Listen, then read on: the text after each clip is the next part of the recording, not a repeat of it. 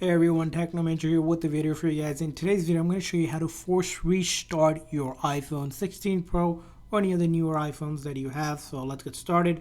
Now, in order to do this, first thing you're going to locate is the volume up and the volume down button, and then this big side button. So you need to quickly press and release the volume up, and then followed by quickly press and release the volume down, and then hold on to the side button until the screen goes completely black and the Apple logo appears. So I'll do this: volume up, volume down, and then hold on to that big side button just like this, and just keep on holding. Do not slide to power off like it says, just keep on holding. And we want this phone to force itself to go completely black, and once we see the Apple logo appear on the screen, we will let go of that side button, and that's going to go ahead and force restart, which basically shuts down the phone software, reloads the code. And this is the very first troubleshooting steps in order to fix most software related issue on iPhone. So you're going to go ahead and follow this.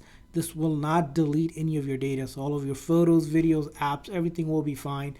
Now, if this doesn't work for you the very first time, sometimes it does take a few tries to get the hang of this. So just keep on trying again, quickly pressing and releasing volume up, volume down, and then holding on to that side button. As you can see here, I'm doing it one more time just to demo it.